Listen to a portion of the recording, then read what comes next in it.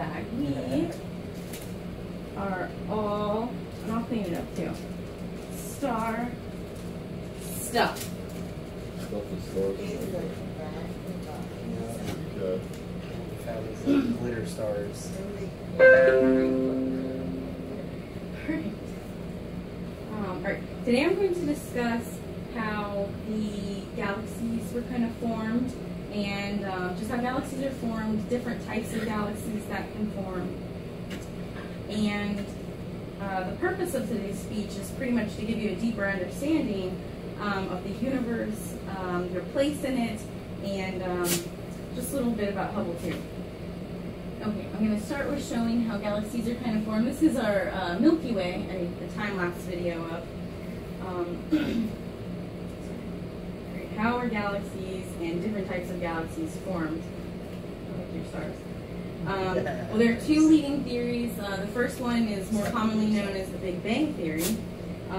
That theory states that it's 13 to 14 billion years old, or the universe is 13 to 14 billion years old. And it's pretty much as far back in time that we can see for now. And it says that the universe emerged from a point smaller than a single atom and kind of exploded outward and launched into space, the expansion of the universe.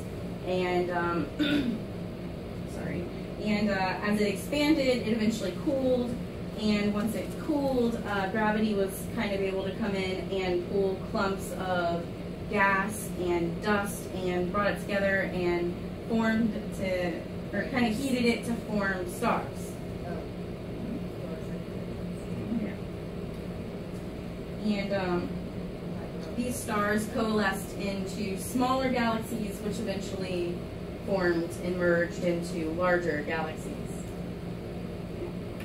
And to quote astrophysicist Neil deGrasse Tyson, who reinforces this theory during the cosmos, simply states, "There is strong observational evidence to support this theory, and it includes the amount of helium and the glow of radio waves left over after the Big Bang explosion." That is dispersed evenly throughout the galaxy. Thank you. And the second leading theory has gained more strength within recent years.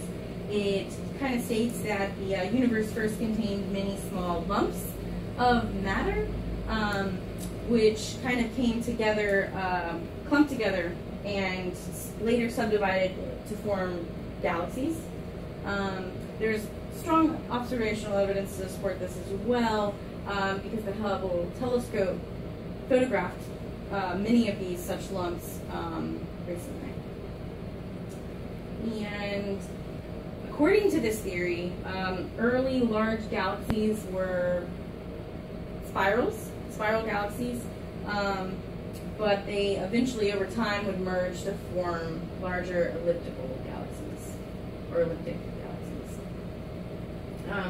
And there are two different types of galaxy structures. And wrong house.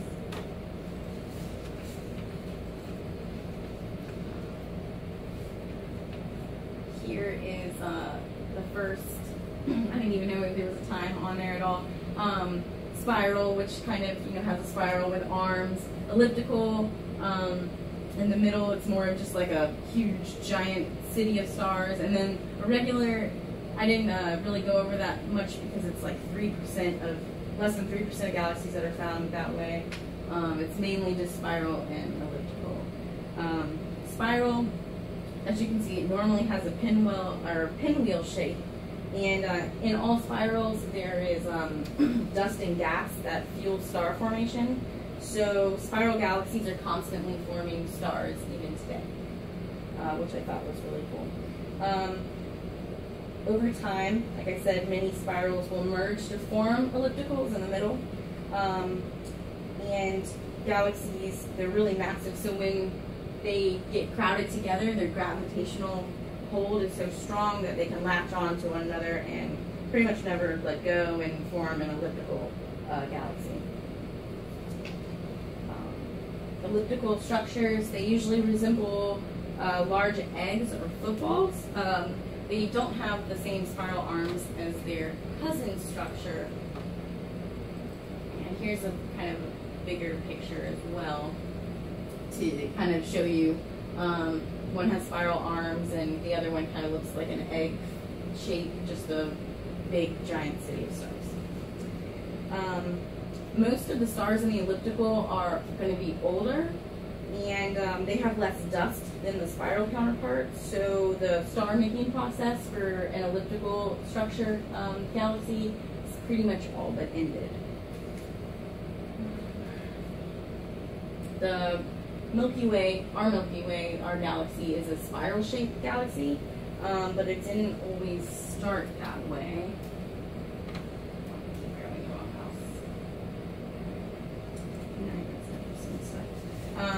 Our galaxy pretty much began in a stellar nursery, going into supernovas a bit, and star stuff, which you guys all have on you. Thank you. Large stars, a supernova is when a large star explodes and pretty much dies out. That's called a supernova. The star may die, but it leaves behind a stellar nursery for other stars to be born. This nursery pretty much seeds the entire universe, makes planets and overall life. The supernova also produces a lot of things that make us up, which is where we're made of star stuff comes from. The supernova produces oxygen, oxygen we breathe, the carbon in our muscle, the iron in our blood, and the calcium in our bones, which is cool. And to quote Neil deGrasse Tyson again, from the cosmos, you, me, and everyone, we are made of star stuff, which is awesome. And I have a picture or a video of the all over the galaxy. The Kepler recently caught supernova exploding, and I have that for you as well. Yeah. And when a supernova explodes, they can also become black holes. Black holes are believed to be at the center of many galaxies, even including our own Milky Way. Other galaxies may contain quasars, the most energetic body in the universe at their core. But an important thing to remember is the death of these stars is a very important step in evolution and the growth of many other galaxies. I thought it was going to play over. So yeah, a little more about the Milky Way. Our galaxy, they stated it's approximately 11 billion years old. We have, again, like a spiral shape, and we're within this cluster known as the local group. And the local group is pretty much it's an area of space that kind of is sectioned off, and the local group itself is about 50 other galaxies.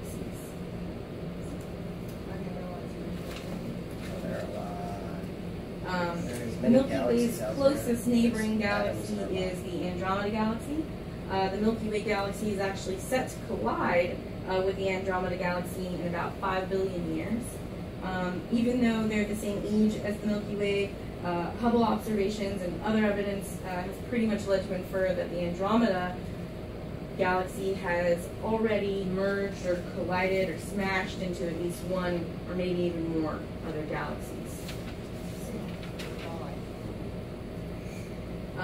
There is one person that I wanted to touch on or touch base with or on who heavily, I think, contributed to space exploration, and that is, that is astronomer Edwin Hubble.